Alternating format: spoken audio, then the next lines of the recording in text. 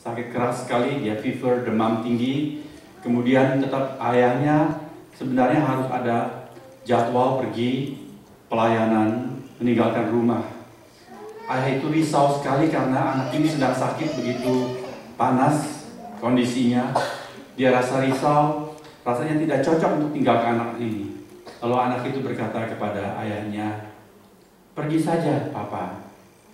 God will take care of me."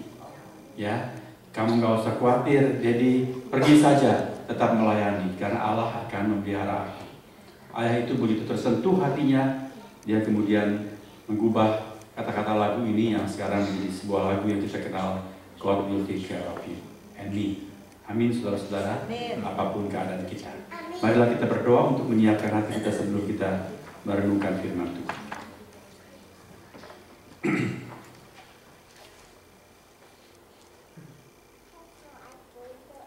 Ya Tuhan, Engkau adalah gembala yang baik, gembala yang terbaik.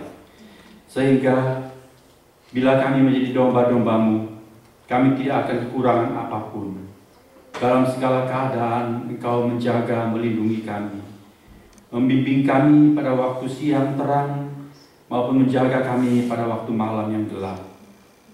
Membimbing kami ketika semua serba lancar, di padang rumput yang hijau, di tepian sungai yang tenang, ataupun ketika kami melewati lembah bayang-bayang maut, Engkau tetap menyertai kami. Terima kasih kami diingatkan akan lagu yang penuh berkat ini, bahwa Engkaulah yang memelihara kami dalam segala keadaan, ya Tuhan. Kami mau belajar berjalan bersama dengan Tuhan, belajar mengenali pimpinan Tuhan, agar kami berada di dalam jalan Tuhan. Itu adalah yang paling aman buat kami. Petang hari ini, kesempatan mendengar firman Tuhan dan merenungkannya adalah sebuah sarana yang Engkau berikan bagi kami, supaya kami mengenal pimpinan Tuhan, mengenal cara Tuhan membekali kami, menguatkan kami dalam mengantisipasi kehidupan yang penuh dengan gonjang-ganjing ini. Supaya dalam segala keadaan, baik waktu tenang ataupun pada waktu tegang, kami dapat tegak berdiri di dalam Tuhan. Berkatilah pembacaan dan renungan firman Tuhan untuk kami yang dewasa maupun anak-anak kami dalam kelas bersama dengan pengasuh mereka, agar kami semua mendapatkan berkat dari firman Tuhan. Dalam nama Tuhan Yesus kami sudah berdoa. Amin. Amin.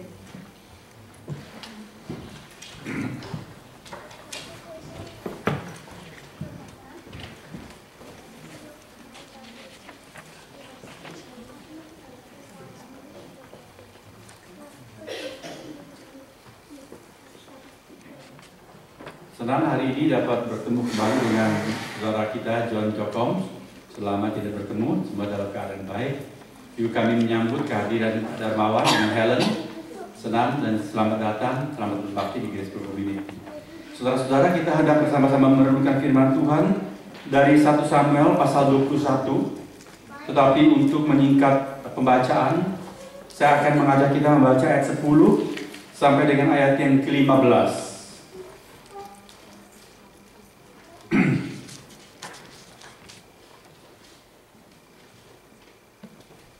Marilah kita berdiri membaca firman Tuhan bagian ini, 1 Samuel pasal 21 ayat 10 sampai dengan ayat yang ke-15.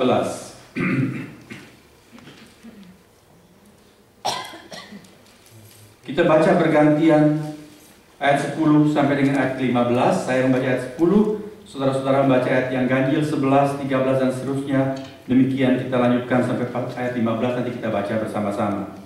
Ayat 10 saya mulai. Kemudian bersiaplah Daud, dan larilah ia pada hari itu juga dari Saul. Sampailah ia kepada Akis, raja kota Gad. Pegawai-pegawai Akis berkata kepada tuannya, "Bukankah ini Daud raja negeri itu? Bukankah tentang dia orang-orang menyanyi berbalas-balasan sambil menari-nari demikian?" Saul mengalahkan beribu-ribu musuh, tetapi Daud berlaksa-laksa. Daud memperhatikan perkataan itu, dan dia menjadi takut sekali kepada Akhis, raja kota Gat itu. Sebab itu ia berlaku seperti orang yang sakit ingatan di depan mata mereka dan berbuat pura-pura gila di dekat mereka. Ia menggores-gores pintu gerbang dan membiarkan ludahnya meleleh ke janggutnya. Lalu berkatalah Akhis kepada para pegawainya, "Tidakkah kamu lihat bahwa orang itu gila? Mengapa kamu membawa dia kepadaku?" Ayat 15 kita baca bersama-sama. "Kekurangan orang gila kan aku, maka kamu bawa orang ini kepadaku, supaya ia menunjukkan gilanya dekat aku. Patutkah orang yang demikian masuk ke rumahku?"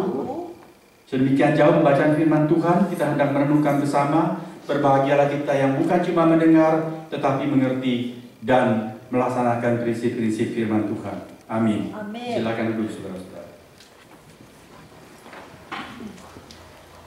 Kita sedang merenungkan kitab 1 Samuel dengan tema besar, yaitu pasang surut dalam kehidupan. Saudara, hidup ini memang memuat pasang surut. Ada waktunya seperti air di laut, dia naik, merambah gagah jauh sampai ke tepi pantai, melewati bibir pantai.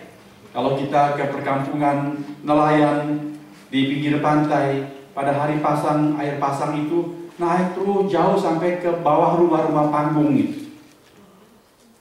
Tetapi ada waktunya, lain kali air itu surut.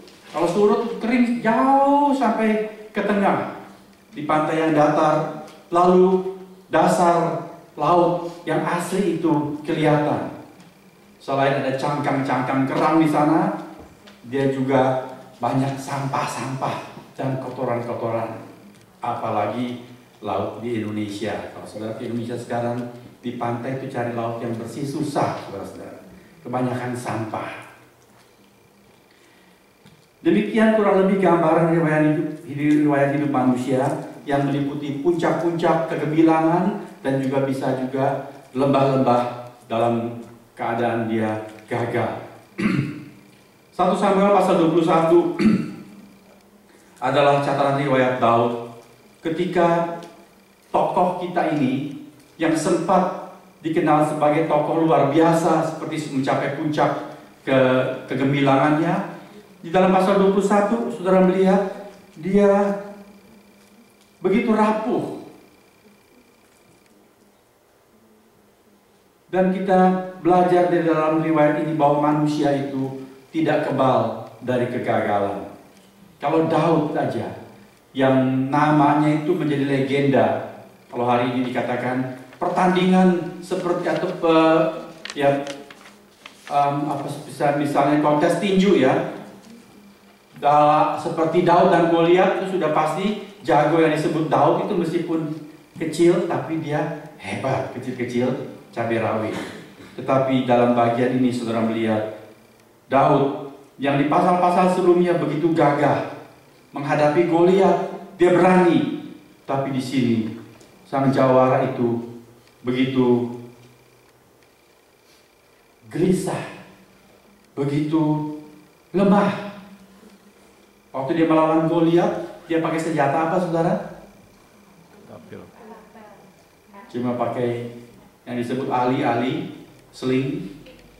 Waktu Goliat lihat dia datang, dia bilang apa kepada Daud?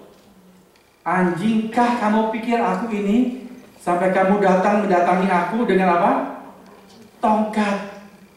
Daud datang menghampiri Goliat dengan tongkat gembala. Luar biasa sekali. Waktu Goliat berkata, "Hari ini juga aku akan berikan mayatmu kepada burung-burung pemakan bangkai di udara dan binatang-binatang buas di padang belantara ini." Daud berkata, "No way. Aku yang akan memberikan tubuhmu, jasadmu itu, kepada burung-burung pemakan bangkai." Daud gagal luar biasa.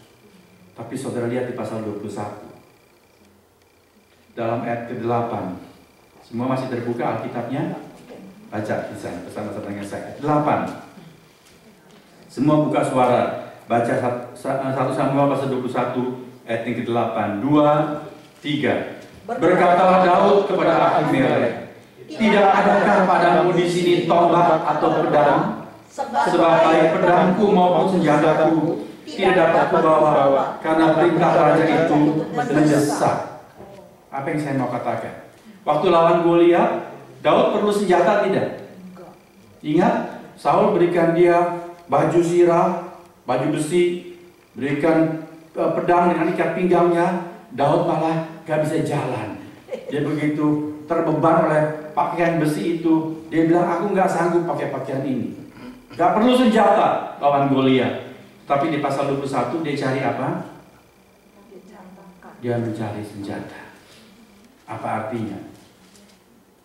Kita boleh menafsirkan di sini bahwa Daud kehilangan iman. Waktu melawan Goliat, imannya begitu hebat. Demi nama Tuhan, dia menghadapi Goliat. Tidak perlu senjata. Meskipun Goliat bersenjata begitu lengkap dan istimewa.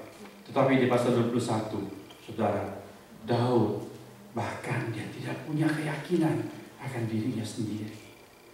Dia tidak punya iman lagi. Dia sekarang menyandarkan keamanan dirinya kepada senjata. Sebuah kontras yang sangat mencolok dengan pasal-pasal sebelumnya. Kemudian di pembacaan ayat 10 sampai 15, apa yang Daud lakukan? Pahlawan yang gagah perkasa ini mengadu nasib, lari kemana? Ke Gad. Gad itu kota Filistin. Kalau saudara pasal 17 saudara baca dalam pasal 17, itu adalah kota kelahiran Goliat. Aneh sekali. Daud ngapain dia pergi ke Gad? Saudara, di sana Daud berpura-pura seperti seorang disertir, seperti prajurit yang melarikan diri dari pasukannya dan mengkhianat, meninggalkan negerinya untuk menjadi sekarang kaki tangan musuh. Daud mengharapkan di sana dia disambut karena dia orang Israel, lari ke Gad. Dia mengharapkan orang Filistin menerima dia karena dia mungkin membawa informasi militer. Tapi tentu saja Daud tidak memberitahukan bahwa dirinya ini adalah siapa? Daud. Dia tidak mau terus terang bahwa dia adalah Daud. Dia menyamar, undercover. Untuk apa? Untuk mengharapkan dia boleh menyambung nyawanya. Tetapi orang-orang mengenali Daud. Waktu itu Daud sudah berewokan. Waktu menghadapi Goliat, masih klimis Daud itu. Pipinya masih merah seperti tomat. Betul-betul masih bocah. Tapi sekarang dia sudah menjadi orang perang. Dia sudah dewasa. Dia ada beard di sini. Dia pikir dia nggak dikenali. Tetapi orang-orang di Akis kenali loh. Bukankah ini Daud yang orang-orang menyanyi Saul membunuh cuma beribu-ribu, tetapi Daud membunuh Filistin berpuluh-puluh ribu. Waktu Daud dengar itu, makin takutlah dia. Lalu apa yang Daud lakukan? Jadi saudara baca, Daud lakukan apa? Dia berpura-pura gila. Saudara bayangkan, seorang pahlawan yang begitu gagah perkasa, sekarang berpura-pura jadi orang edan. Dia mencakar-cakar pintu gerbang. Kemudian dia membiarkan ludahnya mengalir membasahi janggutnya. Dia meleter di sana, ngoceh tidak karuan. Ada penafsir yang mengatakan Daud pintar seperti badut berpura-pura gila. Barangkali karena dia sudah beberapa kali melihat Saul ketika depresi, begitu gelisah seperti orang gila. Jadi sekarang Saul juga pintar niru Daud pintar niru Saul yang berpura-pura gila itu. Tetapi ini sungguh malu-maluin kata orang. Memalukan sekali. Betul. Coba kalau pendeta saudara karena ketakutan demi menyambung nyawa lalu berpura-pura gila. Orang dengar, Pak Hengki berpura-pura gila. Apa saudara nggak malu sebagai anggota Grace Pool Community? Wah, mana tahan seperti itu bukan? Tetapi saudara-saudara, marilah sebelum kita mencela Daud, kita mau menangkap apa maksud firman Tuhan mencatat peristiwa ini. Firman Tuhan begitu jujur, jelas dia tidak sepihak mencatat semua yang bagus-bagus tentang seorang tokoh suci seperti Daud, tapi juga mencatat kegagalannya. Untuk apa? Untuk kita mengerti tema hari ini. Apa? Ada kondisi-kondisi rawan yang membahayakan iman. Saudara, marilah kita jangan cepat-cepat menghakimi Daud. Mengapa kamu takut begitu rupa Daud? Kalau kita mengerti keadaan Daud, kita perlu belajar banyak.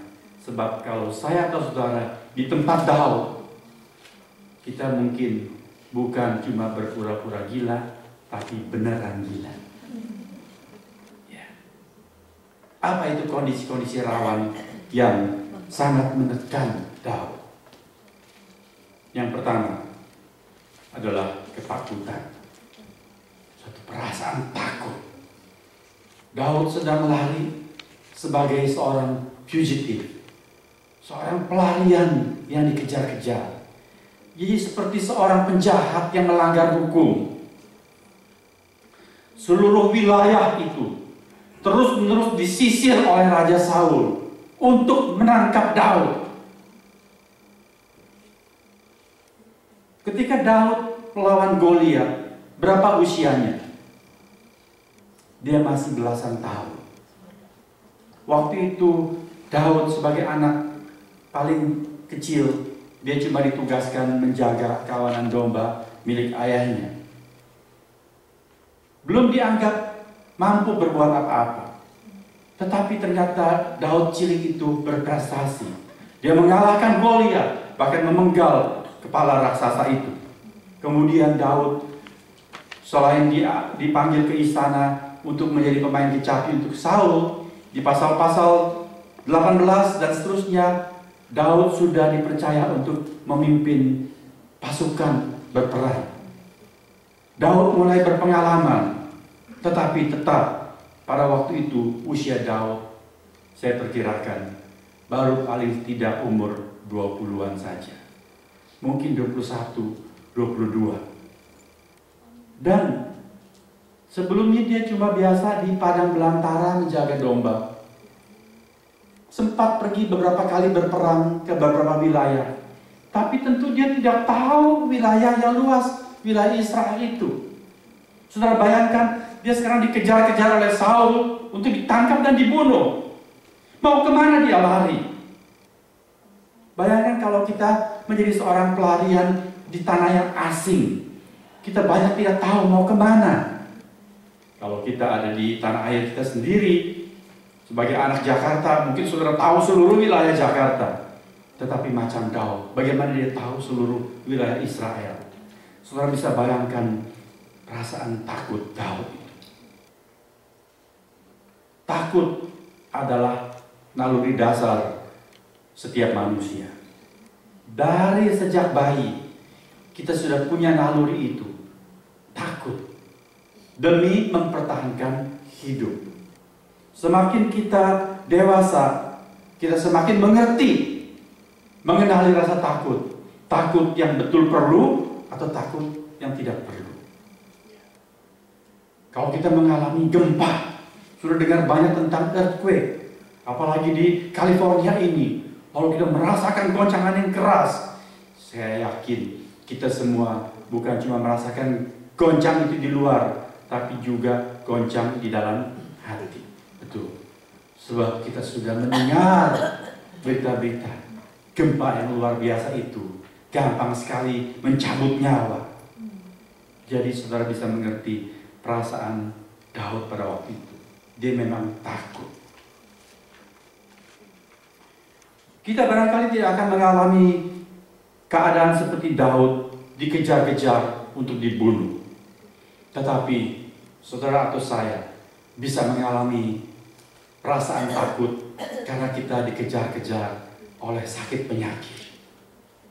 Tidak kita harapkan, tetapi tidak mustahil suatu hari kita bisa mengalami sakit berat. Yang ketika kita pergi ke dokter, dokter yang satu kirim kita ke dokter yang lain. Begitu beruntut-runtut. Kita sudah mencoba pergi ke Sinsei, kita kemana-mana, tidak ada hasil apa-apa. Sampai suatu hari, seorang dokter berkata kepada mungkin suami kita, atau istri kita, atau keluarga kita, senang-senangkanlah dia. Dia mau makan apa, ikuti saja. Nggak perlu pantang dokter, nggak usah. Dia mau makan sate kambing 40 tusuk juga boleh. Tidak. Loh, dia akan punya darah tinggi, dokter, tidak apa-apa. Senang-senangkan saja. Apa yang dia mau, ikuti saja. Apa artinya kalau saudara yang sakit itu mendengar? Itu berarti sudah tidak punya harapan. Ya. Itu sudah lampu kuning yang mungkin terakhir sebelum dia menjadi lampu merah. Bakal game over. Saudara, kalau kita mengalami keadaan seperti itu, tidak takutkah kita? Kalau kita mengalami kesulitan nafkah, mencari pekerjaan, rasanya sudah tidak ada harapan lagi. Cadangan tabungan kita sudah sampai ke dasar celengan. Tidak ada backup apa-apa. Perhiasan yang terakhir sudah kita jual, bukan lagi gadaikan. Karena kita tidak punya harapan untuk menebus. Dan kita ada di negeri asing, tidak ada sanak saudara dan handai tolan. Bagaimana perasaan saudara atau saya? Kita jangan terlalu cepat mengatakan, Daud, mengapa kamu takut? Kita pun pasti mengalami ketakutan seperti Daud. Saudara-saudara, dalam keadaan yang seperti itu, iman itu sungguh-sungguh dibahayakan. Bukan cerita kosong bahwa orang-orang bahkan Kristen yang jempolan, mungkin dia anggota majelis, mungkin dia pengurus di dalam gereja, sangat giat sekali dalam pelayanan. Orang-orang menjadikan dia sebuah teladan. Tapi pada waktu dia sakit parah, bukan cerita kosong. Ada tokoh-tokoh seperti itu, bahkan pergi ke dukun, pergi ke paranormal, pergi ke romo yang mengobati menggunakan pendulum, yang mendoakan air bening untuk diminumkan kepadanya. Saudara, bahaya sekali waktu kita terpojok di dalam ketakutan. Sangat gawat. Itulah yang Daud alami. Kondisi rawan yang lain, saya membayang-bayangkan perasaan Daud. Bukan cuma takut, tapi sementara dia takut, hatinya itu sering seperti diiris-iris oleh sembilu. Mengapa saudara? Pedih di dalam hati. Bukan cuma maut mengintai dia, tapi perasaan kecewa itu menggerogoti hatinya, membuat dia mencampakkan imannya. Apa artinya? Waktu dia maju menantang Goliat, apa yang mendorong Daud melakukan tindakan nekat itu? Tidak lain adalah suatu kobaran semangat seorang remaja Yahudi ketika mendengar raksasa kafir itu mentertawakan pasukan Israel yang tidak punya nyali. 40 hari dari pagi sampai matahari terbenam, raksasa Filistin itu terbahak-bahak mentertawakan tikus-tikus Israel itu dan menghujat Allah Israel. Lalu Daud yang hatinya murni polos, beriman penuh kepada Tuhan, dia berkata, siapakah orang tidak bersunat itu? Marilah aku menghadapinya. Dan dia mempersembahkan dirinya Dia mempertaruhkan nyawanya untuk menyelamatkan seluruh bangsa dan menyelamatkan muka Saul sang raja yang juga gemetar ketakutan di dalam tendanya. Dan Daud berhasil. Imannya membawa dia ke dalam kemenangan. Dia dilulukan, tetapi itulah permulaan bencana buat Daud. Saul kemudian menjadi dengki, jealous, dan benci kepada Daud. Saudara, bila saudara pernah berbuat hal-hal yang luhur dengan segala ketulusan saudara, menolong orang, melayani, rela berkorban, saudara menyisihkan perkara-perkara saudara, agenda saudara, saudara kesampingkan demi mendahulukan pekerjaan Tuhan, memberikan bantuan kepada orang-orang yang membutuhkan, dan semua saudara berkorban. Tetapi kemudian entah kenapa saudara disalahpahami, dicurigai, dituduh yang bukan-bukan. Apa saudara tidak perih hatinya? Apa saudara masih mau kembali lagi ke dalam persekutuan dan pelayanan? Bukan cerita kosong. Banyak orang patah, rebah, meninggalkan komunitas gereja. Kalau ditanya kenapa? Kecewa. Kecewa itu kondisi rawan parah sekali. Kita sungguh harus berhati-hati. Daud sampai begini karena hatinya luka parah. Saudara lihat, dalam bacaan ini dia tidak ingat Tuhan sama sekali. Yang dia cari adalah pedang atau tombak. Dia sudah tidak lagi bergantung kepada Tuhan. Memang kemudian selepas peristiwa ini dia mengubah Mazmur 34. Saudara pulang baca Mazmur ini, ingat, gampang diingat, 3, 4. Oke, Mazmur 34 adalah Mazmur yang digubah sehubungan dengan peristiwa ini. Di sana Daud dipulihkan. Dia melihat pertolongan Tuhan yang menjaga dia. Tetapi sampai 1 Samuel 21 ini dia sudah tidak, seakan-akan tidak lagi peduli kepada Tuhan karena kekecewaan. Kondisi rawan yang ketiga yang Daud alami adalah kesendirian. Waktu dia sampai ke Nob, bertemu dengan Imam Ahimelech.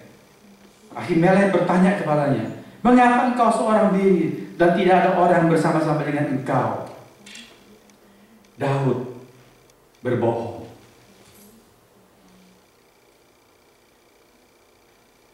Dia berbohong kemungkinan besar adalah satu, dia tidak mau mencelakakan Ahimelech. Jangan kamu tahu urusanku. Kalau kamu tahu, lalu kamu membantu aku, nanti kamu ketahuan, kamu pasti dibantai oleh Saul. Dan dia ingin menyelamatkan Ahimelech. Namun selain itu, saya menafsirkan mengapa Daud berdusta. Tidak berterus terang bahwa dia sedang lari dalam kejaran Saul. Saya menafsirkan karena Daud sungguh-sungguh sedang merasa dia sebatang kara. Dia tidak tahu lagi yang mana kawan, yang mana lawan. Dia tidak tahu lagi siapa yang bisa aku percaya. Sampai kepada seorang rohaniwan macam Imam Ahimelech ini, Daud pun tidak berani mempercayakan dirinya. Dia betul-betul sendirian. Kalau dia bilang ada anak buahku menanti di satu tempat, itu cuma cerita yang dia karang-karang saja. Dia sebatang kara, saudara-saudara. Betul-betul sendirian. Tidak ada sanak keluarga yang menyertai dia. Tidak lagi ada anak buah yang melindungi dia. Dia seorang diri. Saudara, pernahkah Anda mengalami kesendirian seperti itu?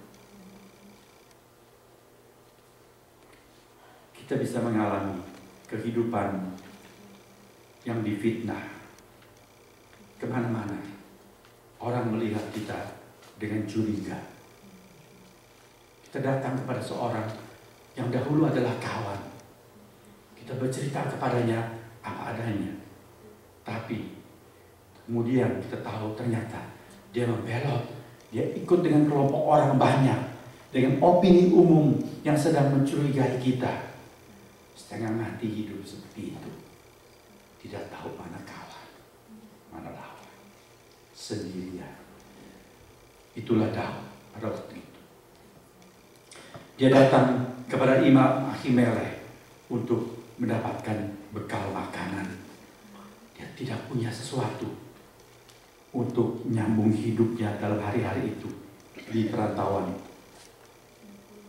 Dan dia pikir, paling tidak, karena imam seorang rohaniwan, pasti hatinya baik, pasti akan menolong dia. Tapi dia tidak bisa berterus terang. Lalu dia lari ke kota Filistin. Karena dia pikir di seluruh Israel tidak ada tempat aman. Tapi di kota Filistin itu, ketika dia masih di Nob, di tempat Imam Ahimelech, Daud bertemu, dia melihat siapa, saudara? Ayat ke-7, dia melihat Doeg, kepala gembala-gembala ternak milik Saul. Begitu Daud melihat Doeg, dia tahu itu namanya celaka 13. Karena Daud tahu orang ini pasti melapor kepada Saul. Oleh sebab itulah Daud lari ke Filistin. Ya, karena dia tahu di Israel sudah tidak ada lagi tempat yang aman untuk dia berpijak. Maka dia kemudian mengarang satu skenario. Aku mau berpura-pura menjadi seorang pengkhianat bangsa supaya aku diterima di sana. Paling tidak untuk beberapa hari atau minggu ke depan aku aman. Dan mungkin Saul akan mencari aku ke negeri Filistin. Tapi ternyata di tanah Filistin pun dia tidak aman karena orang mengenali dia. Saudara, itulah keadaan yang sungguh-sungguh kafiran sekali untuk Daud. Bagaimanakah kalau kita mengalami hidup dengan kerawanan-kerawanan seperti yang dialami oleh Daud? Dihantui ketakutan, disakiti pedih oleh kekecewaan atau kesendirian, saudara-saudara. Atau bagaimana kita memperlakukan orang lain di tengah ketakutan-ketakutan, di tengah keadaan hilang percaya diri karena masa lampau,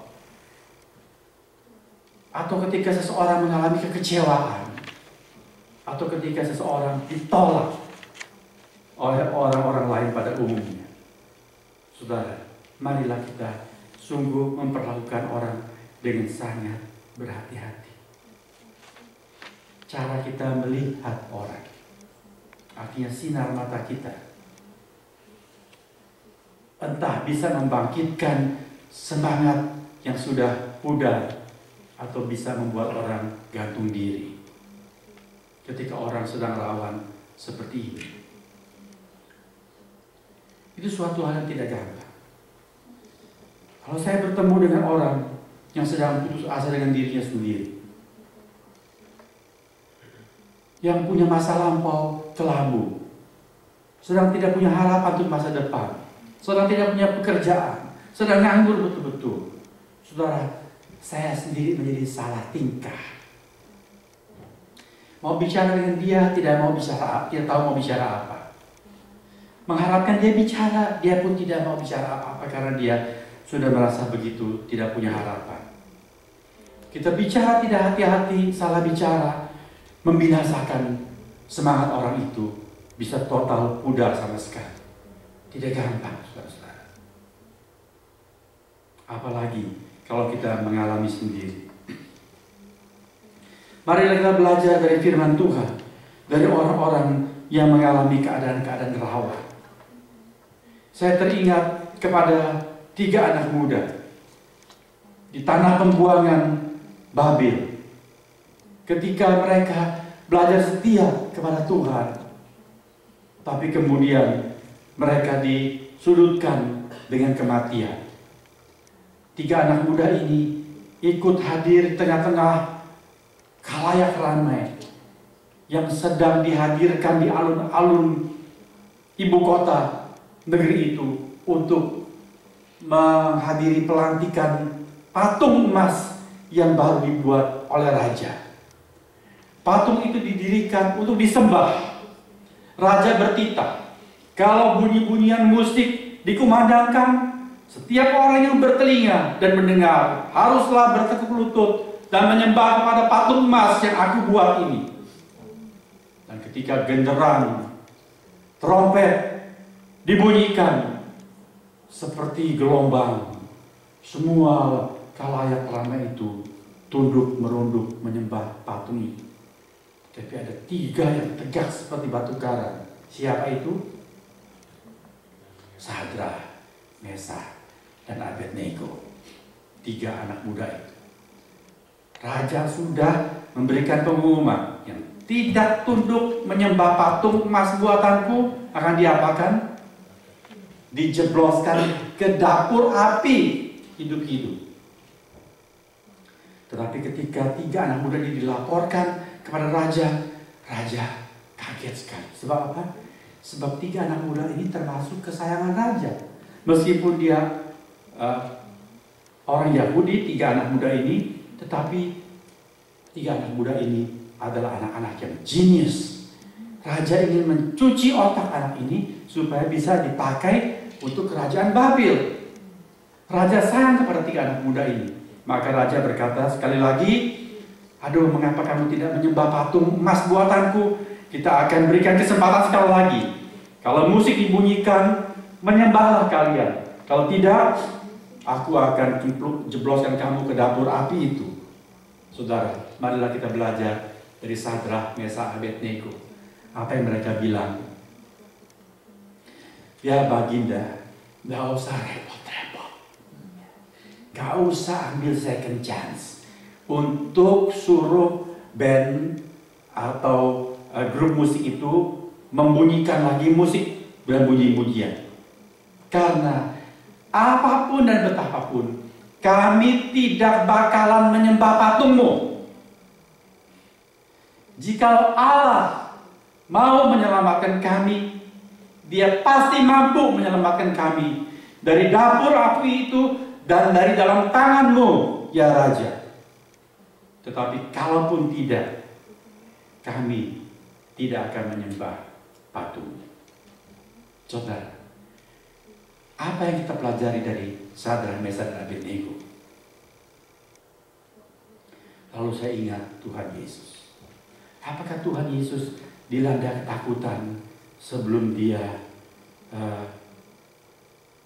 mendaki Golgota, memikul salib? Bagaimana menurut saudara? Oh ya, enggak. Masa Tuhan Yesus takut? Tuhan Yesus takut enggak? Enggak.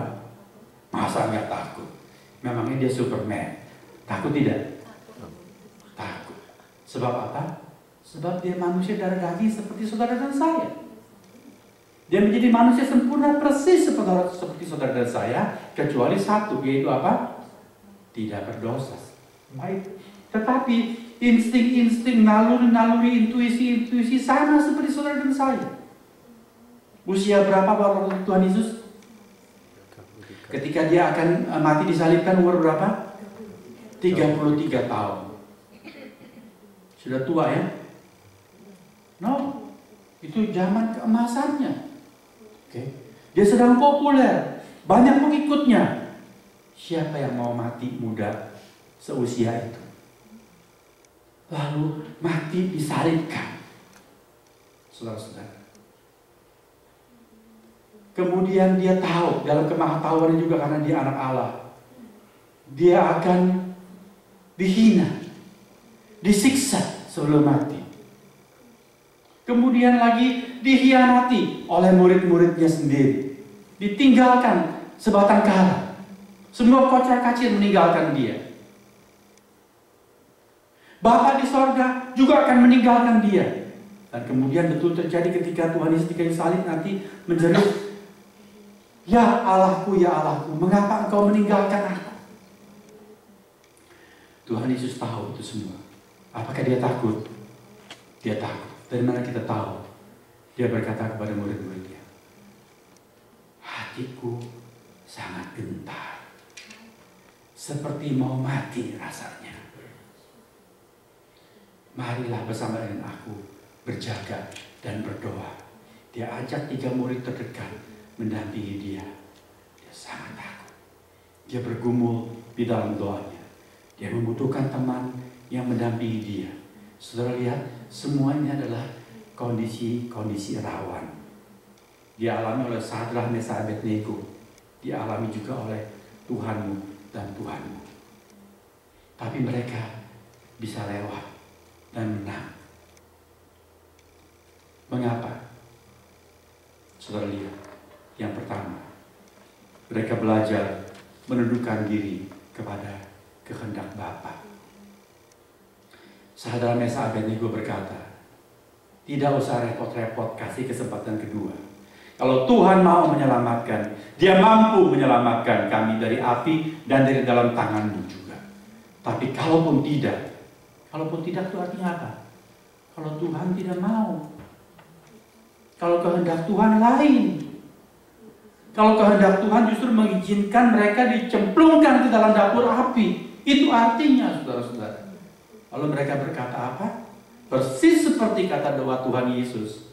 Mereka berdoa, meskipun tidak mereka ucapkan, kehendak-Mu lah yang jadi, bukan kehendak.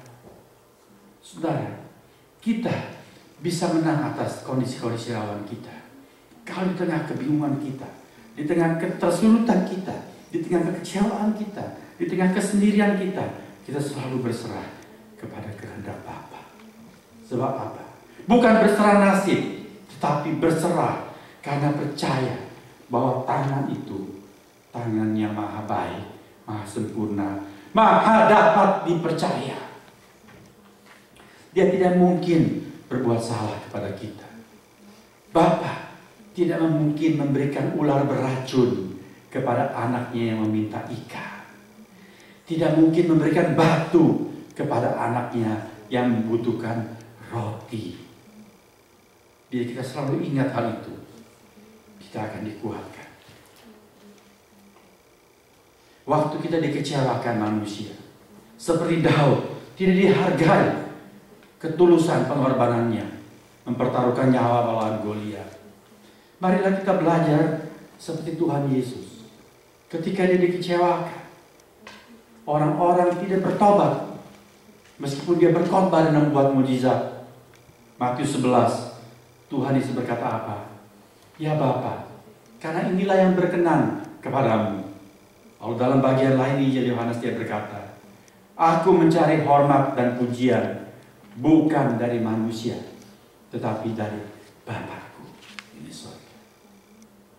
Orang tidak menghargai pengorbananku, tapi Bapa yang melihat yang tidak kelihatan tidak mungkin melupakan apa yang dengan tulus sudah kita lakukan bagi Tuhan. Amin, saudara-saudara. Jangan mengharapkan tepuk tangan dari manusia. Carilah pujiannya. Carilah matanya. Apakah dia mengangguk, menyetujui kita. Itu yang terpenting. Dan ketika tidak ada orang beserta dengan kita, seperti Kristus, marilah kita selalu percaya bahwa Bapa menyertai kita.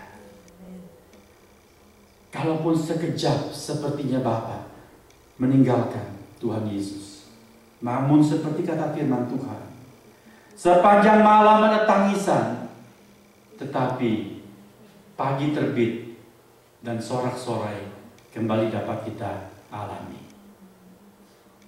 Gelap tidak selama-lamanya gelap, akan ada terang sesudah gelap.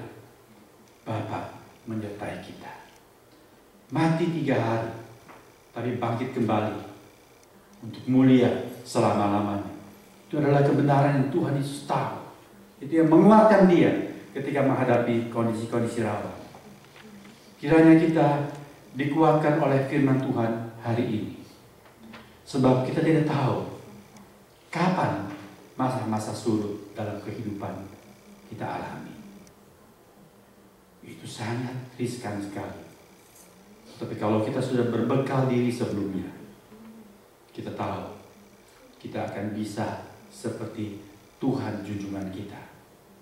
Kita akan dimampukan seperti pahlawan-pahlawan iman yang lain.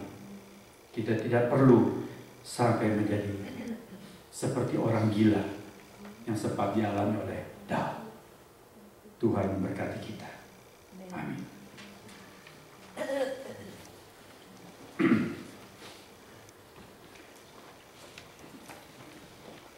Marilah kita berdoa.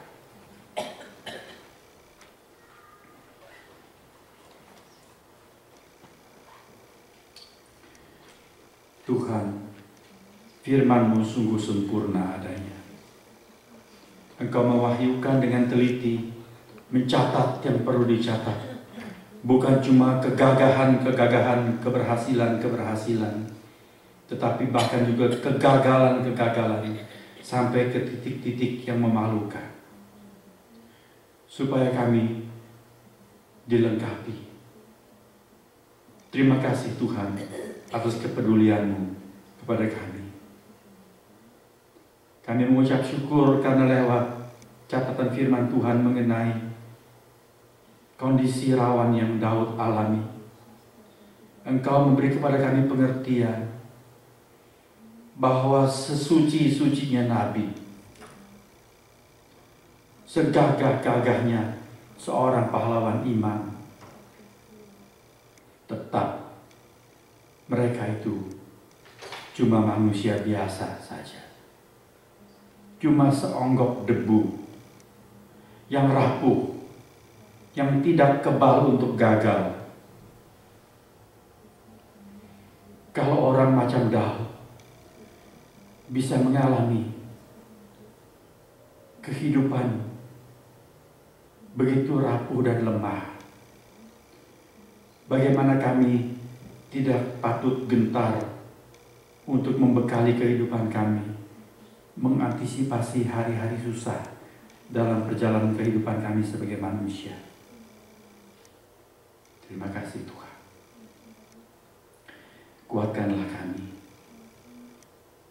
Ajarlah kami mengingat pertolongan-pertolongan Tuhan ketika hari-hari hidup ini lancar, ketika berkat berlimpah-limpah, ketika kebaikan Tuhan begitu nyata, ketika banyak rekan-rekan setia di sekitar kami, ketika pertolongan-pertolongan kami alami.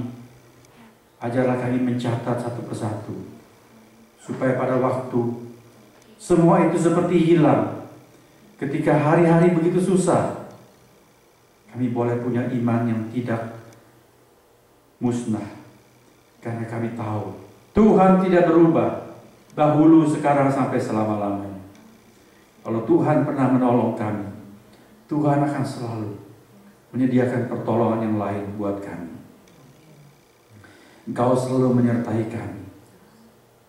Ajarlah kami untuk mengerti jalan pimpinan kehendak Allah, supaya kami belajar berserah, bukan cuma ketika hari-hari penuh sukses, tetapi juga ketika hari-hari penuh susah.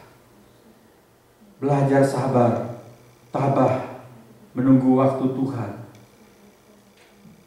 Sebab Engkau sudah menyatakan bahwa hari tidak selalu gelap, habis gelap pasti ada terang.